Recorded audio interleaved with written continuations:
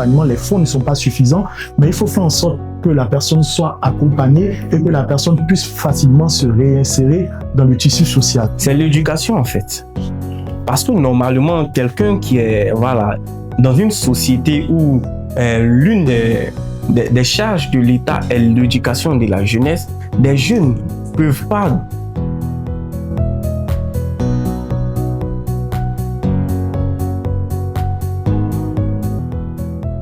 Bonjour les amis, j'espère que vous allez bien. Faut-il rétablir la peine de mort dans nos instances judiciaires en Côte d'Ivoire? Voici le sujet qui nous rassemble.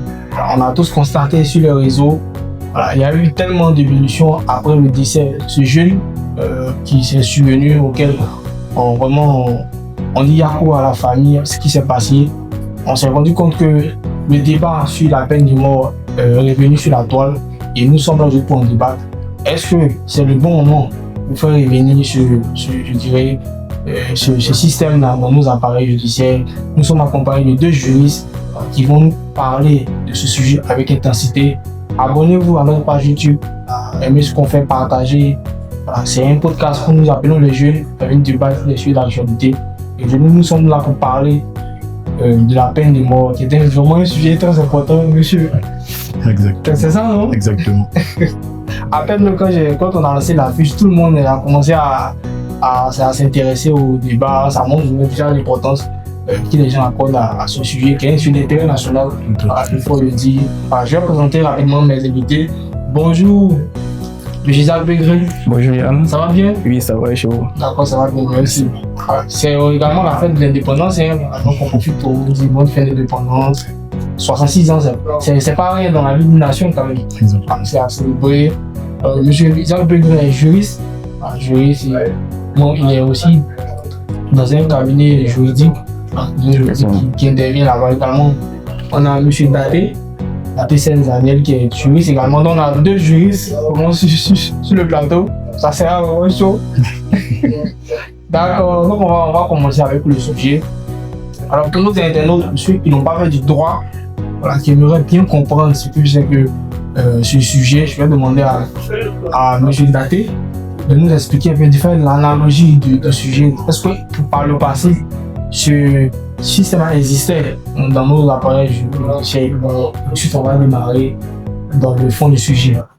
D'accord. Merci, M. Yann Poney. D'accord. Avant tout propos, permettez-moi de vous remercier, de vous adresser mes sincères remerciements pour cette lucarne que vous nous offrez, d'aborder une question d'intérêt national aujourd'hui, qui est la nécessité de rétablir la peine de mort dans notre système juridictionnel. Au-delà, j'aimerais encore vous adresser mes remerciements pour cette lucarne et cette célébration de la liberté d'expression que constitue votre podcast. Vraiment, mes sincères félicitations pour cette tribune.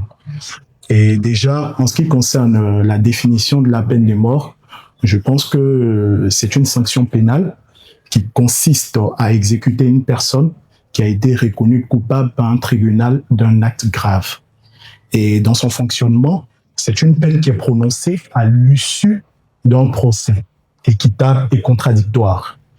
En termes de méthode d'exécution, elle consiste bien généralement, les pratiques selon Amnesty International qui sont exécutées en ce qui concerne la peine de mort, c'est bien souvent l'injection létale, également la pendaison, l'exécution par un peloton et bien souvent aussi le bûcher. C'est une pratique qui bien trouve son origine dans les sociétés pré-étatiques, bien souvent, qui consistait dans une vengeance privée où on donnait la possibilité bien souvent à la famille de la victime d'une infraction de se venger en ôtant la vie à l'auteur de la dite infraction. Et par la suite, on trouve les premières traces écrites de cette peine-là dans ce qu'on a appelé bien souvent la loi du talion, œil pour œil, dent pour dent. Et c'est autour de 1700 avant Jésus-Christ qu'on trouvait les premières traces dans les textes de Moïse. En ce qui concerne notre ordre juridique ivoirien, il faut savoir qu'à l'accession de l'indépendance de la Côte d'Ivoire, nous avons hérité du système, on va dire, des différentes dispositions qui étaient applicables dans la métropole par le mécanisme d'une transposition juridique pour éviter un vide juridique. Parce que l'ordre juridique ivoirien était en pleine construction. Et nous avons donc hérité de certains textes, notamment le Code pénal français de 1981, dans lequel la peine de mort était bien inscrite. Et ça existait dans notre système juridictionnel. L'une des premières condamnations à une peine de mort, c'était M. Bamba Amidou. Il y a eu 3 Libériens aussi qui ont été condamnés pour cannibalisme. Ici en Côte d'Ivoire, il y avait monsieur... Je pense qu'on va s'arrêter là. Parce que si on veut caler tout le... Bon, je termine, je crois que je vais terminer. Et par la suite, avec notre constitution en 2000, la peine de mort a été abolie. Mais il y avait quand même, on va dire, tout simplement une dichotomie dans les textes, puisque dans le Code pénal de 1981, qui était applicable jusqu'à la révision avec la loi de 2018, en tant que code pénal, la peine de mort était toujours inscrite dans notre code. Donc en 2015, il y a une loi qui a visé à supprimer toute référence à la peine de mort dans nos différents textes. Donc la peine de mort a existé, mais ce qu'il faut préciser, c'est que pendant toute cette durée, la Côte d'Ivoire n'a jamais exécuté une seule personne condamnée à mort. Donc c'est vrai, c'est une pratique, mais dans notre texte, ça existait exactement. Mais on n'a jamais eu de cas. Tout à fait. Et à l'occasion même du 15e anniversaire de l'indépendance de la Côte d'Ivoire, le président Feu Félix Houphouët-Boigny avait même communié des peines de condamnation à mort à des peines de réclusion criminelle à perpétuité. Ah, ok. Donc, c'est une pratique qui a bel et bien existé en Côte d'Ivoire, mais aujourd'hui qui a été abolie et consacrée par les textes. La Constitution de 2016 a reconduit la sacralité de la personne humaine, a reconduit également le fait que les droits à la vie et d'autres droits soient bien inviolables et a interdit ainsi tout recours à la peine de mort et toute autre peine avilissante pour la personne humaine. D'accord. Donc, voici un peu... Ok, d'accord. Wow. On est carrément bluffé, hein. C'est ça le rôle du juriste. Quand on lui donne un sujet, il est capable de parler avec assez d'ampleur. Bon, je pense qu'on va continuer. Monsieur Isaac Begré, parlons du sujet proprement dit. Parce qu'aujourd'hui, on s'est rendu compte que c'est un sujet qui fait débat. Et tout le monde s'intéresse, tout le monde s'interroge, je peux le dire. Est-ce qu'aujourd'hui, nos instances en Côte d'Ivoire, nos instances judiciaires, est-ce que c'est nécessaire de rétablir la peine de mort? Est-ce que c'est nécessaire à l'heure actuelle, l'état des choses? D'accord, merci Yann. Avant... Parce que les Ivoiriens nous regardent là. Effectivement. Avant de m'intéresser à la question proprement dite, j'aimerais te remercier. Merci pour l'occasion que tu donnes à la jeunesse de s'exprimer sur les questions brûlantes de notre société. Je tiens également à m'incliner devant la mémoire de ces jeunes qui ont été lâchement assassinés sur le chemin de l'effort. J'adresse bien également mes condoléances aux différentes familles endeuillées. Et enfin, je condamne avec la plus grande fermeté toutes ces actions odieuses d'assassinat. Et je pense que ces personnes-là méritent une grave fermeté de notre juridiction. Maintenant, la question est de savoir si face à cette montée recrudescence des crimes, est-ce qu'il est bon d'établir ou de faire revenir la peine de mort? Je ne vais pas tourner autour du pot, Yann. Je suis de ceux qui pensent que faire revenir la peine de mort dans notre arsenal juridique n'est pas réellement la solution. Ah bon? Oui. N'est pas réellement la solution parce que prenons un peu en compte, avant la peine de mort existait dans notre texte, mais est-ce que réellement des individus ont été exécutés? Peut-être non. Le droit qui est là, le droit, ce n'est pas cette règle qui doit faire face à la société, mais le droit doit fonctionner en fonction des réalités sociales. Peut-être. Mais moi, je vais un instant. Vous avez dit en fonction des réalités sociales. Sociales, effectivement. Mais actuellement, les gens se plaignent. On a tous vu sur la tombe que les gens se plaignent. Qu'il faut rétablir cette peine de mort. Donc, est-ce que quelque part, ce que vous dites là, vous n'êtes pas en train de dire autre chose? Je pense que la grosse moitié de ceux qui se plaignent sont un peu plus dans l'émotion. Je ne dis pas que je suis contre les pleurs, je suis contre la douleur de ces familles endeuillées, non, mais je dis plutôt que la peine de mort, le rétablissement de la peine de mort n'est pas peut-être la solution et que la solution se trouve ailleurs. D'accord, on va revenir pour d'accord. Monsieur Serge Daté, oui. Réaction? Je crois que je vais m'aventurer dans les mêmes sentiers déjà apportés par monsieur Isaac Begré. D'accord. En ce qui concerne la question concernant le rétablissement de la peine de mort. Depuis un certain moment, on constate une certaine recrudescence des comportements criminels au sein de notre société. Et face à cette montée en puissance, pour s'en convaincre tout simplement, il faut procéder peut-être à un bref rappel de faits. Il y a quelques années de cela, on assistait au meurtre de Madame Kekeleoto Flavie et de son fils de 7 ans, cette institutrice qui avait décidé de faire le sacerdoce de l'enseignement, de construire des palais mentaux pour l'édification de notre société. Également, par la suite, il y a la tentative de meurtre sur le Bouvier qui faisait pète ses bêtes à Téhini.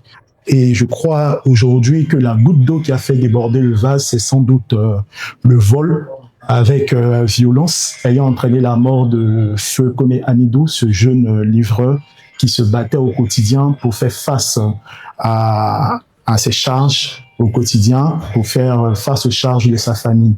Et aujourd'hui, face à toute cette montée en puissance des crimes sanglants, l'on se rend compte que l'Ivoirien estime qu'il n'est pas suffisamment en sécurité. Il estime également que notre arsenal juridique, au travers du code pénal, du code de procédure pénale et de notre système, bien évidemment, de peine, ne suffisent pas à le protéger suffisamment. Et donc, en raison d'une absence, bien évidemment, de proportionnalité, bien souvent, entre l'action criminelle, donc le comportement criminel, et, bien entendu, la sanction qui est infligée à l'auteur de la dite infraction. Et face à tout cela, aujourd'hui, on se retrouve avec la question du rétablissement de la peine de mort. Faut dire, l'idée principale soutenue par les partisans de la peine de mort, c'est bien évidemment l'idée selon laquelle la peur, la menace d'une exécution future suffirait à dissuader l'auteur d'une infraction qui a prévu, donc d'un acte criminel. Et pour nous, moi je pense que ce n'est pas la solution et que le seul fait de la menace d'une exécution future n'est pas suffisamment dissuasif pour entraîner une personne à ne pas commettre un acte criminel qu'elle a prévu.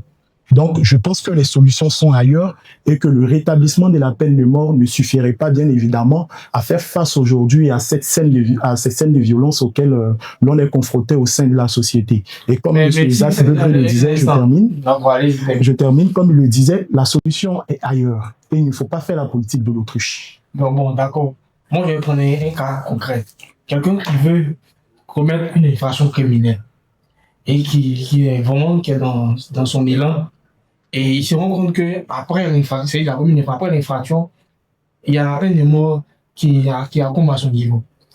Parce que quand tout le monde voit la société, je me rends compte que cette personne-là a eu, comment je vais dire ça, a subi cette peine de mort-là. Est-ce que ça ne va pas permettre à ces jeunes-là qui voulaient aller dans ce même élan comme lui de ne pas faire la même chose? Parce que si on le permet, si on autorise ça, que les jeunes se rendent compte qu'on applique, c'est applicable là. Je pense qu'avec ça, les gens auront de la retenue et ne plus faire ces choses-là. Moi, je pense que, bon, ou bien, qu'est-ce que vous en pensez, monsieur Isaac? Mais Yann, il y a des pays dans lesquels la peine de mort existe et elle est bien évidemment appliquée. Mais est-ce que ça veut dire que ces pays-là, est-ce que les taux de criminalité sont inférieurs à ce qui se passe en Côte d'Ivoire? Je prends le cas de la République démocratique du Congo.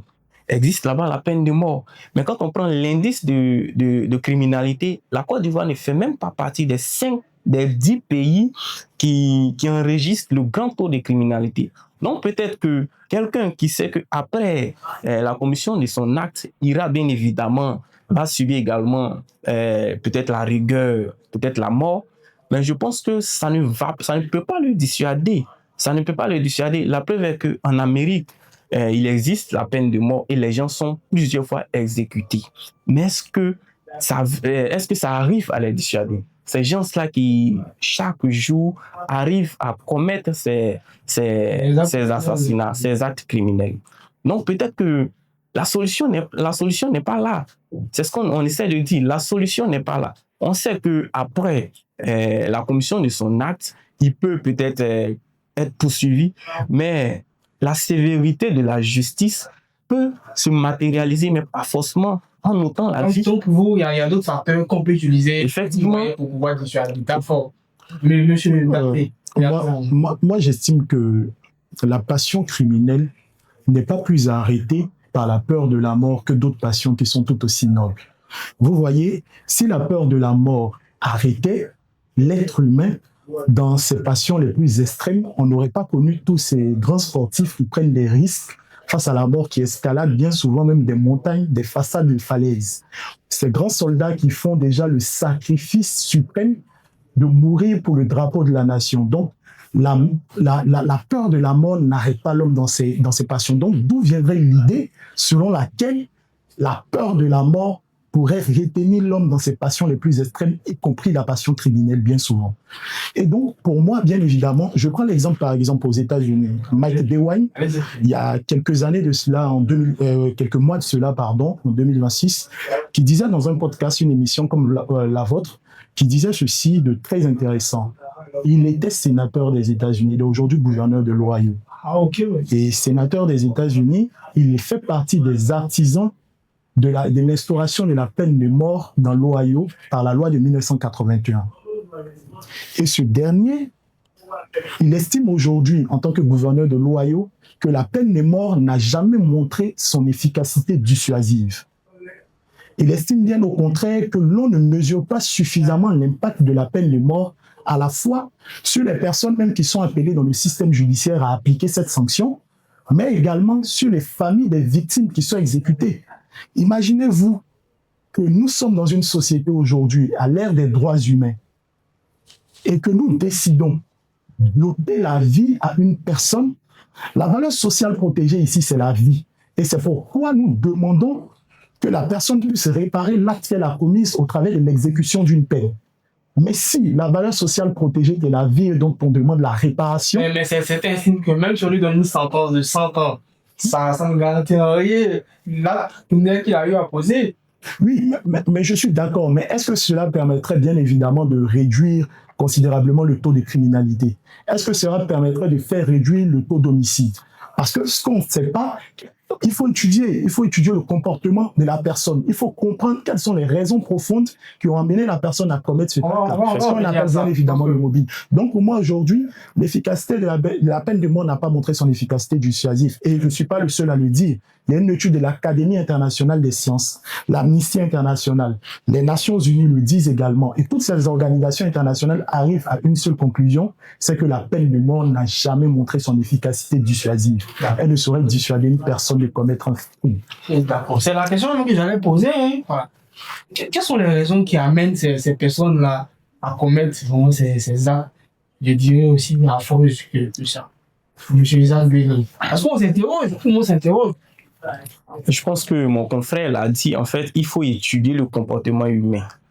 Les individus, qu'est-ce qui fait qu'ils ont cette passion de ôter la vie qui est censée être la mieux protégée?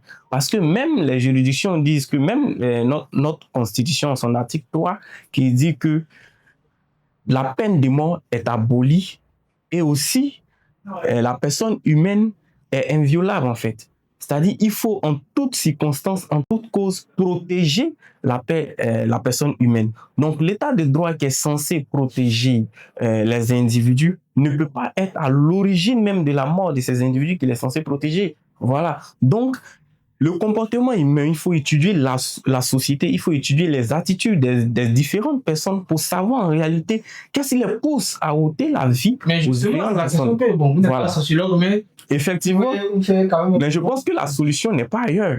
La solution, ce n'est pas de rétablir la peine de mort. Je pense, effectivement, je ne suis pas sociologue, mais je pense que peut-être un sociologue va mieux répondre que moi, mais ce que je vais m'hasarder à dire ici à cette question est que il faut d'abord connaître tous les facteurs qui empêchent la société et qui font que les individus eux-mêmes qui nourrissent ces passions criminelles-là. Voilà. Mais toujours est-il que... Je dirais la pauvreté, hein. Peut-être que c'est ça qui fait qu'aujourd'hui les jeunes s'adonnent à des pratiques. Peut-être aussi le chômage. Le chômage, moi, je pense que loin de la sociologie, hein, en droit déjà, bien souvent, il y a ce qu'on appelle le mobile. C'est-à-dire la raison profonde qui pousse une personne à commettre une infraction. Et ce mobile, le mobile peut être varié en fonction des différentes infractions en présence et divers mobiles peuvent être mis en avant. Bien souvent, il y a la recherche de l'argent qui est un mobile. La jalousie peut être un mobile qui pousse quelqu'un aussi à commettre une infraction. Donc, il y a tout un tas de raisons qui puissent emmener une personne à commettre l'infraction. Donc, la frustration et autres. Et aujourd'hui, le mobile, il faut savoir qu'il est sans influence sur la responsabilité pénale déjà. Donc, ça ne permet pas de réduire une peine, ça ne permet pas d'accorder des circonstances atténuantes ou excuses atténuantes, peu importe. Mais je crois que aussi, comme vous le disiez tantôt, il y a des terreaux fertiles à la criminalité. Hein. Voilà. Aujourd'hui, on a un taux de pauvreté en Côte d'Ivoire qui est autour de 37%. Ce taux de pauvreté, là, tant qu'on ne mettra pas en place des politiques structurelles, ça peut être un terreau fertile au grand banditisme, à la délinquance aujourd'hui. On a vu que rien que pour l'amour de l'argent, rien que pour la volonté d'avoir quelque chose, on est capable de t'aider la vie à quelqu'un sans savoir que cette vie a été quelque part importante à la vie de notre nation. Et voici quelques raisons sans doute qui poussent ces personnes-là à commettre ces infractions-là. Donc, lorsqu'on prendra des palliatifs, on se posera les bonnes questions. Je crois que des solutions tout autres que celles de la peine de mort pourront être trouvées. D'accord, monsieur Loyaï.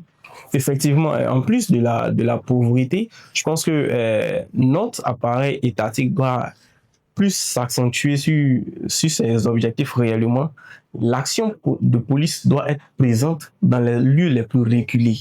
Voilà, parce qu'aujourd'hui, une fois que l'action de police est présente et aussi la justice est prompte, je pense que les actions criminelles vont de moins en moins avoir lieu.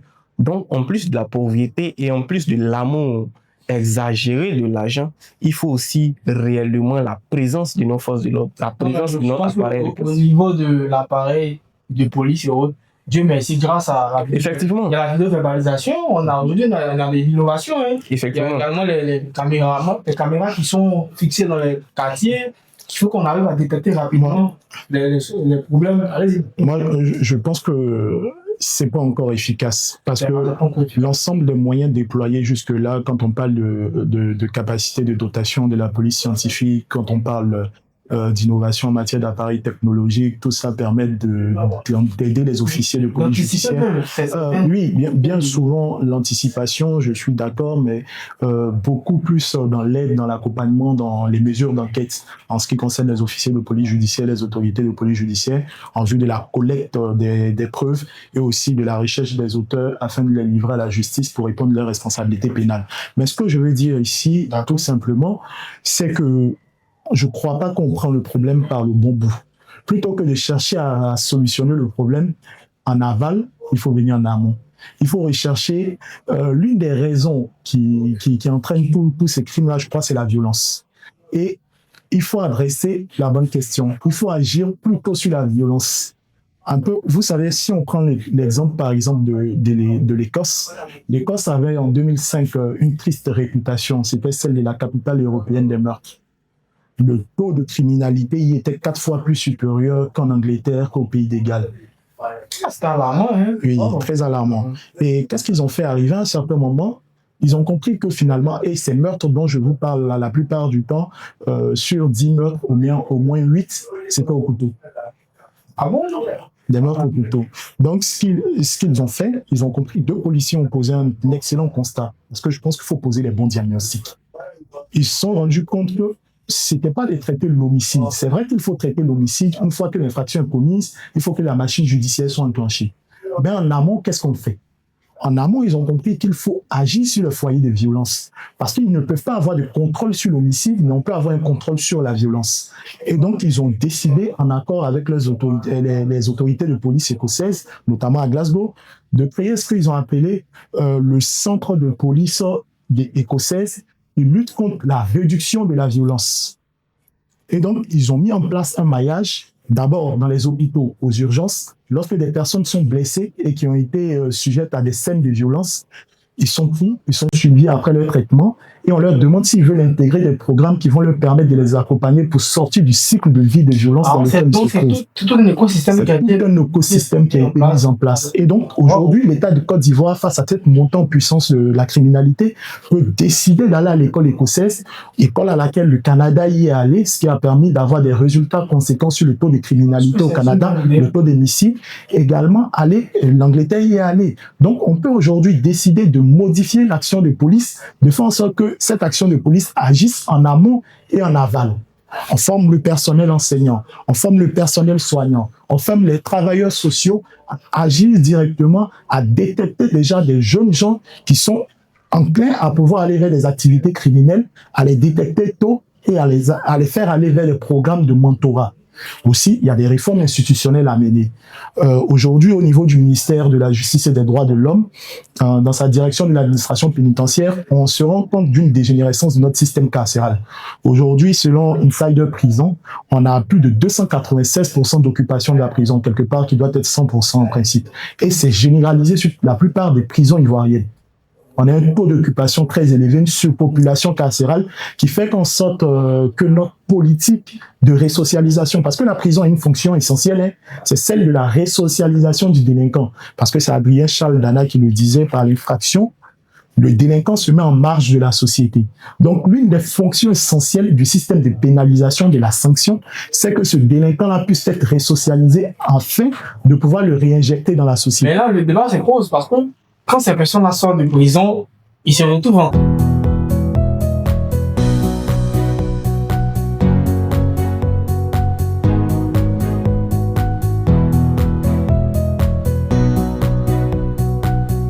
Ces personnes-là qui sont en prison, lorsqu'ils reviennent en société, on se rend compte qu'ils sont encore habités par leur statut social qu'ils avaient par le passé. Et la même situation financière apparaît.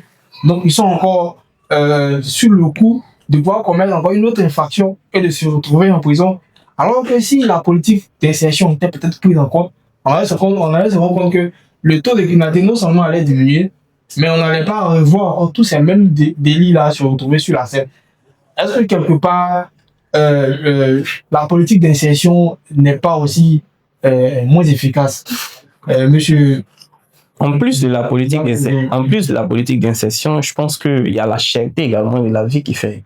Parce que, oui, pour quelqu'un qui s'est dit que... Le sujet, il est quand même... Pour quelqu'un qui s'est dit qu'en allant en prison, il ne paye ni facture d'eau, il ne paye ni nourriture, il n'a pas de transport. Il s'est dit que le meilleur endroit pour lui d'aller se reposer et être entièrement pris par l'État, c'est d'aller dans ces lieux d'incarcération. Mais je pense qu'en plus de la politique d'incarcération que l'État doit revoir, il faut aussi revoir le coût de la vie. Parce que le prisonnier qui vient, est-ce qu'il sera intégré socialement? Peut-être qu'il est condamné à 5 ans après, il n'a plus son boulot. Comment il nourrit sa famille? Donc, il faut essayer de mettre en place une réelle politique pour insérer ces personnes-là qui viennent. Je pense que les centres de service civique aussi interviennent dans cet élan, monsieur. Oui, mais pour revenir sur la question relativement à la réinsertion, c'est ce que je disais tout à l'heure là. Puisqu'il y a une surpopulation, la politique de rééducation en prison, donc dans ces endroits-là, n'est pas efficace finalement. Et donc beaucoup plus enclin à récidiver ces délinquants-là lorsqu'ils sortent de la prison. Mais ce que je veux rajouter particulièrement, c'est qu'aujourd'hui, on doit créer tout un écosystème de la politique criminelle, tout un écosystème carcéral qui permette, lorsque la personne sort déjà de la prison, que cette personne-là soit accompagnée par la direction de l'accompagnement. Les fonds ne sont pas suffisants, mais il faut faire en sorte que la personne soit accompagnée et que la personne puisse facilement se réinsérer dans le tissu social. Aujourd'hui... Parce que moi, je me dis, quel intérêt pour un jeune qui a un statut financier assez stable d'aller ôter la vie de quelqu'un juste... Parce qu'on a tous eu la moto, elle était vendue à un prix. C'était pas aussi joli à voir. Allez-y. C'est l'éducation, en fait. Parce que normalement, quelqu'un qui est dans une société où l'une des charges de l'État est l'éducation de la jeunesse, des jeunes peuvent pas donner ou peuvent pas prendre la vie d'un autre jeune et vendre une moto à un prix dérisoire. 100 000 francs pour quelqu'un qui ne va plus vivre. ça, je pense que c'est la pauvreté en fait. Parce que dans un système où le taux de pauvreté est carrément réduit, ce genre d'actes criminels là ne peuvent pas exister. Je ne dis pas que dans les pays les plus développés, il n'y a pas d'actes criminels, mais je dis plutôt que dans nos pays en développement, on va des développements, le taux de criminalité est plus favorisé par des manques de suivi. Pour quelqu'un qui tue quelqu'un pour une moto, je pense que c'est la pauvreté et c'est le chômage qui est l'une des raisons les plus... c'est la raison. Hein. C'est la raison, en fait. Voilà. Si on regarde bien dans le fond, si on fait aussi de la sur ce projet de la prospective, je pense que c'est le chômage aussi, hein, qui est aussi le souci, monsieur. Oui, bon, moi je suis d'accord un peu avec lui. Il parlait d'éducation tout à l'heure. Selon une formule attribuée à Victor Hugo, quoique l'origine reste souvent incertaine, on dit « éduquez et vous fermerez les prisons ». C'est dire, quelque part, vous parlez tout à l'heure de l'Office national du service civique. Moi, c'est quelque chose que j'encourage encore au niveau du ministère de la Jeunesse, que cela puisse être implémenté un peu partout en Côte d'Ivoire. Il faut redonner à cette jeunesse-là de la valeur. Mais je pense que le ministre a réussi. Je pense qu'à partir de là, les années prochaines, on aura un centre de service dans chaque région. Exactement. Moi, j'adhère vraiment à cette politique-là. Il faut faire en sorte que, quelque part, cette jeunesse-là retrouve des valeurs de civisme, d'éducation, de patriotisme, de citoyenneté, de responsabilité. Parce qu'au-delà de la question du chômage, je ne crois pas que le chômage même soit le seul justificatif au seul fait d'ôter la vie, parce que c'est une valeur universelle et inscrite dans tous les textes, dans toutes les religions, que la vie humaine, elle est sacrée, elle est importante. Donc, faudrait pas quand même essayer de réduire ça seulement à la question du chômage. Il faut donner assez. Donc, l'éducation doit être au cœur vraiment de la société et donner des valeurs de civisme et de citoyenneté. Vraiment. Donc, très important. Donc, on peut se dire que quelque part, la formation sur la citoyenneté a manqué. Bon, donc pour certains jeunes au moins. Voilà, on peut dire, bon, elle n'a pas été plus importante. Voilà, sinon on voit les efforts que l'État essaie de déployer. Voilà. Mais il faut accélérer cette politique-là d'insertion pour que la jeunesse soit prise en charge, en fait. Et comme ça, une fois que la jeunesse est prise en charge, je pense que ce genre d'assassinat vont carrément baisser. D'accord, vous voulez réagir?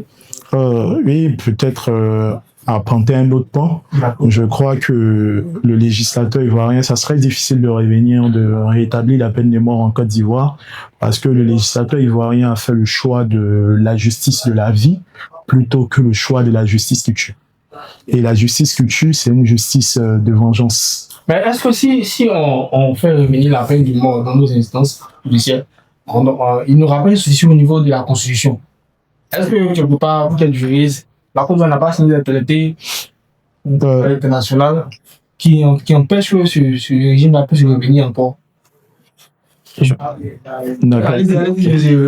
pense que la Côte d'Ivoire, dans sa politique de promotion du droit à la vie, qui est l'un des droits les plus élémentaires, je pense que a pris par un protocole, je pense que c'est le deuxième protocole. Oui, les deux protocoles, voilà, donc relatifs du pacte international civil relatif aux droits. Effectivement, aux droits humains, qui dit que la Côte d'Ivoire, en fait, dit que ne plus ôter, ou la Côte d'Ivoire s'est engagée à ne plus ôter la vie à un individu. La Côte d'Ivoire est un état de droit et elle s'est dit que l'état de droit, ce n'est pas cet état qui ôte la vie, mais qui plutôt restitue la vie.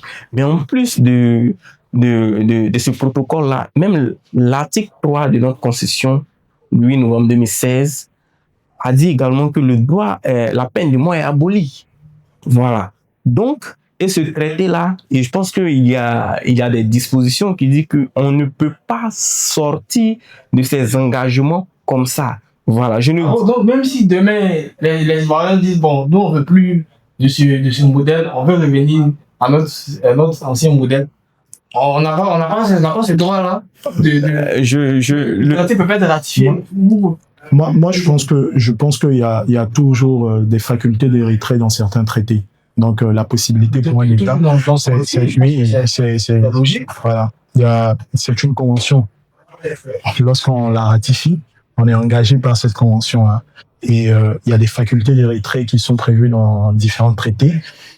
C'est vrai que la Côte d'Ivoire est aujourd'hui partie d'abord au traité relatif aux droits de l'homme, donc droits de l'homme et de la citoyenneté de 1948. On est également parti au pacte international civique relatif aux droits civils et politiques. Et puis également, on a ratifié le traité facultatif relatif au pacte international civil et politique qui abolit la peine de mort. Aujourd'hui, la Côte d'Ivoire est présentée par les Nations Unies comme un exemple à suivre en matière d'abolition de la peine de mort. Et je ne crois pas que la Côte d'Ivoire soit prête à faire ce bond en arrière là. Même quand elle existait, on n'a jamais appliqué. Donc ça veut dire que c'était une abolition des faits. Non, mais même si on n'a jamais appliqué. Oui, ce que je veux dire, on a la possibilité aujourd'hui de sortir de ce traité, mais on a la possibilité aujourd'hui. Vous savez, la loi, c'est pas une longue tente dressée, comme disait le professeur Ferdinand Mélin-Socravagnan. Je pense que elle a la possibilité de muter et de s'adapter à l'ère du temps et selon le besoin de la société. Et donc, on peut aujourd'hui entamer des réformes constitutionnelles et par la suite entamer des réformes législatives pour réinstaurer la peine de mort, mais comme je dis, elle n'a pas son utilité, elle n'a pas sa nécessité, et la Côte d'Ivoire, en toute responsabilité, a choisi la justice de la vie. Et pourquoi même on voudrait faire peser la lourde responsabilité, en plus de celle qui pèse sur le juge, d'établir la culpabilité d'un individu, aujourd'hui encore, de choisir et de dire, de disposer de la vie d'une personne et de dire qui peut mourir et qui peut mourir et qui peut vivre. C'est une lourde responsabilité. Vous savez, ceux qui sont partisans de la thèse de la peine de mort ont une double conviction. La première, c'est qu'il existe des personnes qui sont tout à fait coupables, tout à fait responsables de leurs actes. Et la deuxième conviction qu'ils ont, c'est qu'il existe une justice totalement infaillible. Or, la justice que moi je connais, les deux idées sont erronées pour moi, parce que la première, il n'y a pas d'individu totalement coupable, totalement responsable. Il y a une responsabilité souvent qui est partagée entre la société et les personnes, l'État et les personnes qui commettent ces infractions. On parlait de la pauvreté, on parlait de la difficulté d'insertion, même s'il y a des efforts qui sont faits aujourd'hui en Côte d'Ivoire par le gouvernement. Mais en ce qui concerne la justice, elle est humaine. Quelle que soit la prudence, quelle que soit la mesure dont pourraient faire preuve les hommes et les femmes qui rendent la justice, il n'en demeure pas moins que la justice est humaine et donc susceptible à des erreurs. Et appliquer la peine de mort, c'est appliquer l'irréversibilité de la sanction, quoique la personne qui a été condamnée se révèle après ne pas être coupable. Alors, on aurait tous commis, au nom de la justice qui est rendue au peuple, au nom du peuple, une justice suprême. Oui, ça c'est très important ce que vous avez dit. Je pense que c'est très important. Effectivement. Parce que si on se rend compte avant que la personne n'était pas coupable, on ne peut plus revenir en arrière. C'est une irréversibilité.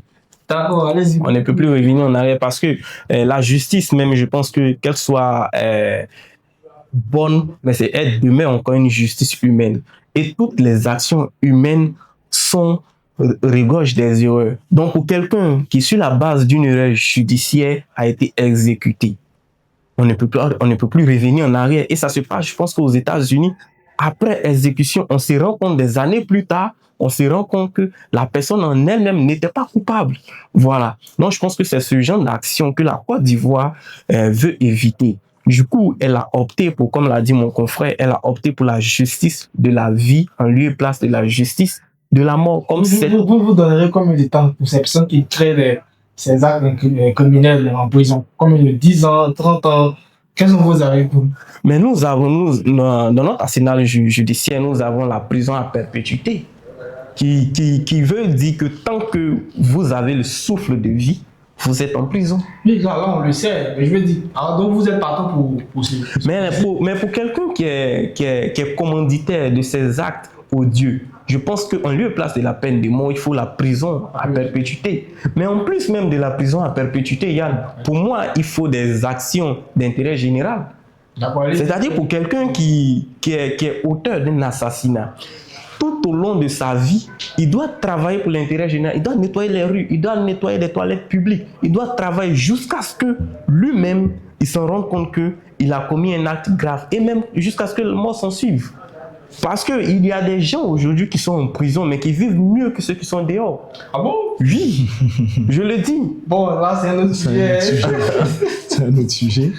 Oh, le débat est chaud, d'accord. Moi, j'aimerais rassurer ceux qui nous suivent et les Ivoiriens dans leur majorité aujourd'hui qui estiment qu'ils sont en insécurité, que déjà, vous l'avez signifié, il y a des efforts qui sont faits par le gouvernement en matière de sécurité, mais en ce qui concerne notre système de peine, je crois qu'il est efficient, il est efficace. Et que, comme on l'a dit, déjà lorsqu'une personne commet une infraction, en ce qui concerne le système de peine, il y a les peines principales, il y a des peines complémentaires, il y a des mesures de sûreté. Au titre des peines principales, nous avons la peine d'emprisonnement qui peut être temporaire ou perpétuelle.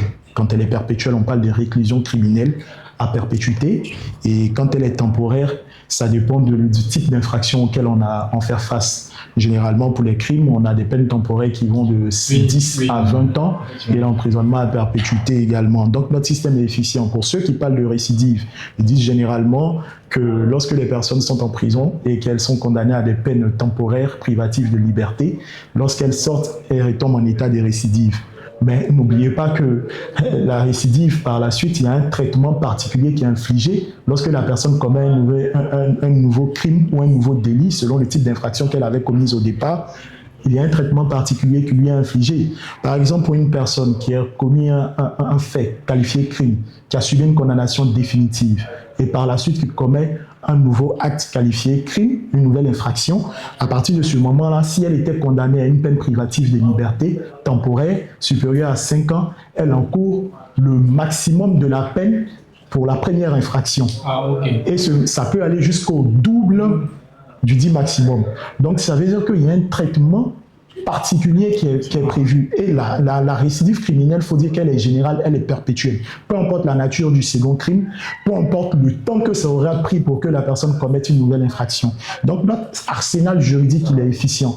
Il existe et on a choisi la justice de la vie, comme je disais tantôt. Et je pense qu'à l'ère, au XXIe siècle, à l'ère des droits humains, là où on parle de promotion, de protection des droits humains, là où on continue encore de lutter pour la reconnaissance de ces droits humains, pour leur promotion, il ne faut pas faire un retour à l'époque de l'Inquisition. D'accord, c'est bien noté. Je pense que vous allez donner rapidement deux solutions.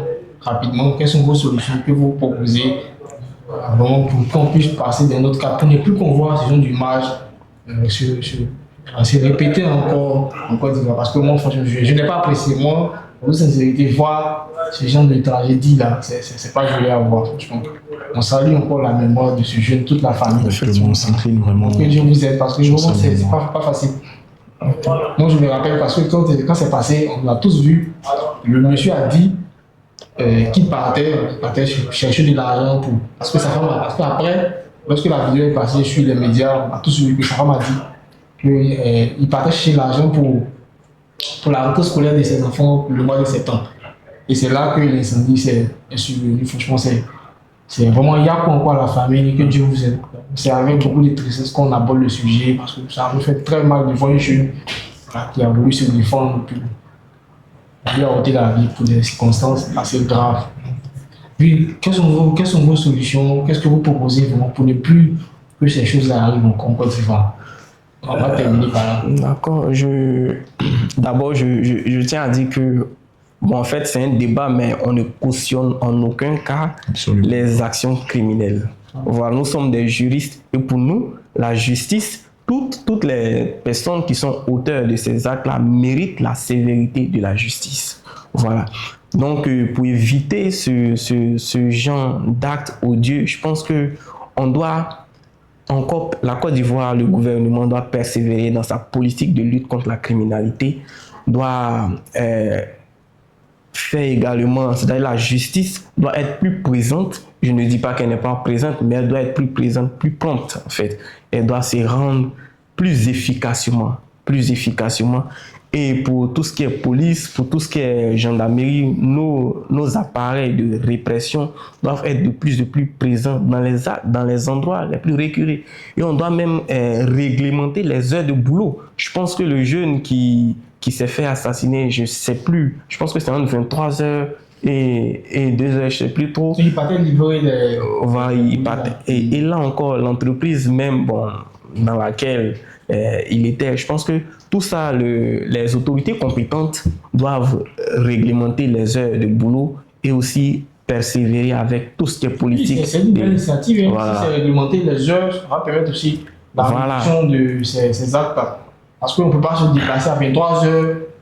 C'est bon, c'est pas bien. Mais avant, il faut reconnaître aussi les actions, les actions au niveau du gouvernement. Je pense qu'avec la brigade de recherche d'intervention qui est aujourd'hui une unité de police très rapide, parce qu'une fois que vous entendez une infraction qui a été commise par exemple à Port-Boué, je pense que dans les heures qui suivent, automatiquement les auteurs de ces infractions, rapide qui intervient. Donc ça c'est à féliciter. Mais il faut aussi renforcer toutes ces opérations de protection de la vie humaine. Moi je vais ajouter sur l'insertion professionnelle des jeunes. Voilà, il faut quand même qu'on y travaille sur ça. Effectivement. C'est ce qui fait que je dis pas que c'est la primeur, mais ça fait partie des éléments qui font qu'aujourd'hui les jeunes. Tout à fait. Voilà, tout à fait. Ça donne à cette partie dérisoire comme vous. Des jeunes qui sont occupés, je pense qu'ils pensent que voilà. Non, mais bien jeune occupé, quel intérêt, non. Voilà, c'est ça. Exactement. L'oisiveté est la mère des vices. Voilà. Le travail, comme nous l'a dit, puis on est en période d'indépendance, vous voyez, en période d'indépendance, donc ça préside. Comme disait le président Félix Bani, le travail, rien que le travail, je pense que avec le travail, les gens vont peut-être se calmer un peu. Oui, je parlais tantôt d'éducation, je parlais de renforcement encore un maillage territorial en ce qui concerne l'Office national du service civique, donner des notions de civisme, de responsabilité à notre jeunesse, l'éduquer citoyennement. Moi je pense que pour ces questions de civisme, dès même commencer à l'école secondaire. Exactement, parce que la Constitution me dit, je crois l'article 28, si je ne me trompe pas, la Constitution me dit qu'il faut enseigner la citoyenneté dans nos... Mais c'est l'une des valeurs. En fait. Et le sens de la République, c'est important. Tout à fait. Ensuite, il faut procéder à un désengorgement de nos maisons d'arrêt et de correction. Aujourd'hui, on parle du pôle pénitentiaire d'Abidjan. On a une surpopulation, donc ça empêche la rééducation, la resocialisation. Voilà, il faut construire d'autres établissements pénitentiaires aux normes internationales, bien sûr. Oui, bien sûr. Parce que la prison ne doit pas être un lieu de désolidarisation, de déshumanisation de la personne. Effectivement. Elle doit être un lieu de réhumanisation, de correction, de rééducation de la personne. Afin qu'elle puisse mieux s'intégrer à la société. Et j'aborde également dans votre sens, il faut des programmes de réinsertion des jeunes délinquants. Parce que cette délinquance juvénile, là, ça a été un problème en Côte d'Ivoire majeur. Cette jeunesse aujourd'hui en Côte d'Ivoire, qui est autour plus de 70% de la population, elle est un atout, mais elle peut devenir un danger si on n'occupe pas sainement cette jeunesse-là. Donc il faut des politiques d'insertion. Adresser la question de la pauvreté également par des mesures d'insertion socio-économique de la population, mettre en place des politiques structurelles d'accompagnement des personnes afin de les sortir de la pauvreté qui constitue un terreau fertile. Et puis au-delà de ça, il y a la question de la violence qu'il faut adresser. J'ai dit qu'il ne faut pas traiter l'homicide seulement en aval, mais il faut traiter également en amont. On peut aller à l'école écossaise, comme j'ai dit, à l'effet d'avoir des résultats probants. Aujourd'hui en Écosse, alors qu'en 2004-2005, on était autour de 300 et quelques homicides, aujourd'hui on se retrouve autour de 53 homicides. Donc vraiment c'est des résultats mirobolants, des chiffres à apprécier. En ce qui concerne la criminalité sexuelle, là-bas ils sont passés de moitié. Donc je pense que c'est une école où on peut y aller. La police va faire une action en amont et en aval. Et il ne faudrait pas oublier aussi de féliciter le gouvernement pour les efforts considérables qui sont faits aujourd'hui avec la rapidité, la célérité dans le traitement de la répression apportée à l'action criminelle, avec un temps d'appréhension des délinquants record, avec la BRI, la Brigade de Recherche et d'Intervention. Mais il faut dire que c'est parce que les vidéos étaient installées qu'on a vu. Oui, effectivement. Peut-être qu'il y a d'autres cas même qui ont eu à hésiter, mais on n'a pas vu, parce qu'il n'y avait pas eu de vidéo. Donc c'est apprécié, c'est apprécié. Vraiment, il y a tout le travail qui a été fait. Tout à fait. Il y a tous ces efforts-là à faire. Ça nous permettra finalement de sortir de ce cycle de violence dans lequel on est. Mais moi j'ai un truc que je ne comprends pas. Par rapport au taux du chômage, par exemple. Le taux de pauvreté, vous avez dit les 37% et autres. Mais en Côte d'Ivoire, selon les statistiques de l'OIT, Organisation du travail, qui nous dit que le taux de chômage est estimé à 2%. Donc ça veut dire que quelque part, les jeunes sont insérés. Si le taux de chômage est à 2%, les jeunes sont insérés. Donc comment se fait que les jeunes, dans sa globalité, sont insérés et on se rend compte que dans les faits, ou bien dans la société, on a eu montée des taux de criminalité. Bon, pas je dirais assez hausse, mais qui perturbe un peu la vie sociale de nos concitoyens. Est-ce que quelque part, il y a vraiment de cohérence Monsieur Isaac Bégué. En fait, je comprends tout à fait. Je comprends tout à fait. On dit le taux de chômage est à 2%. Bon. Ça veut dire que la grosse moitié ou la grande majorité de la jeunesse travaille. Mais bon, qu'est-ce qu'on appelle travail en fait? Parce que pour quelqu'un qui vend de l'eau glacée sur l'autoroute, je ne peux pas appeler ça, moi je peux pas appeler ça un travail, plutôt une suivi en fait. Quelqu'un qui essaie de s'en sortir. Voilà. Donc je pense que, très honnêtement, je ne suis pas au courant de ces 2% là. Oui, c'est le taux. Voilà, je ne suis pas au courant de ces 2%, mais je pense que il faut revoir les choses de plus près et que le taux de chômage en Côte d'Ivoire va plus haut.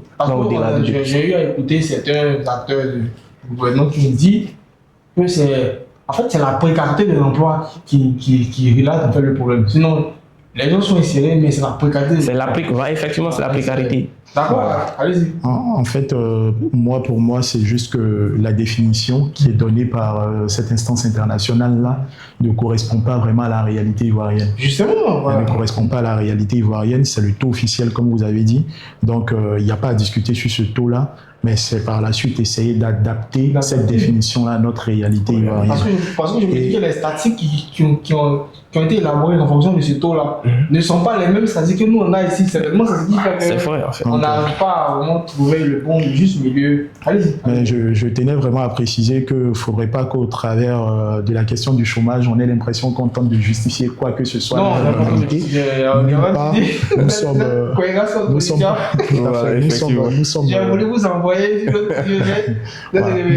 nous sommes fermement contre toute action criminelle, contre la violence, attachés au principe de l'état de droit et que toute personne qui commet une action criminelle doit pouvoir traîner devant les juridictions répressives à l'effet de se voir statuer sur sa responsabilité pénale. D'accord, merci à tous. Merci d'avoir pris part à notre émission. Je pense qu'on va terminer par là. Rapidement, c'est quoi votre mot de fin? Monsieur Isaac Bégué, vous regardez la caméra, vous donnez votre mot de fin à la jeunesse africaine.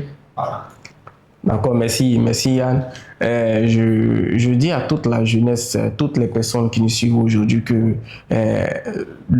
c'est seul le travail qui libère l'homme et que implanter ou donner la mort à quelqu'un n'est pas réellement la solution. Et je remercie également le gouvernement de Côte d'Ivoire qui ne cesse de déployer toutes les solutions pour faire baisser de façon considérable ce taux de criminalité-là. Et donc, on les encourage pour ça. Merci bien. D'accord. Monsieur Baptiste Daniel, oui. Votre mot de fin. D'abord, encore réitérer mes remerciements pour cette lucarne. Merci pour l'opportunité. Et aux Ivoiriens aujourd'hui qui sont inquiets face à cette recrudescence des homicides, je crois que notre système juridictionnel est efficient, il est efficace, il le prouve, et que les peines existent, que les mesures coercitives, les mesures correctionnelles existent également, et qu'ils ont tous assisté à la sévérité avec laquelle la justice a répondu face à cet acte d'une atrocité extrême. Et je crois que nous pouvons rester sereins, que le gouvernement fait son effort et que sans doute il y a des efforts à faire, mais je crois que cela sera pris en compte aujourd'hui, notamment la question de la violence. Et il faudrait que cette jeunesse-là sache que ce qui est important, c'est le travail et les valeurs sociales cardinales. Il ne faut pas s'en écarter. Je crois que le droit pénal, comme on dit, exprime les valeurs que l'on considère comme essentielles à un moment donné dans une société. Ces valeurs, c'est le travail et non la violence, non la délinquance et non la criminalité. Et voilà, nous sommes au terme de notre émission, le rendez-vous des champions. Alors, nous avons parlé de la peine de mort. Est-ce qu'il fallait vraiment rétablir cette peine de mort en Côte d'Ivoire? Nos invités ont bien décortiquer avec des analyses pointues sur la question. Voilà, on retient tous qu'il faut rester dans ce même régime tel qu'on a en Côte d'Ivoire, parce que revenir en arrière après toutes ces années, la Côte d'Ivoire s'est penchée sur d'autres alternatives. Voilà, c'est l'occasion pour vous aussi de suivre le podcast, de vous abonner, de partager aussi à vos amis. D'ici là, portez-vous bien. On se retrouve la semaine prochaine pour une nouvelle émission. Allez, merci et bonne soirée. Merci.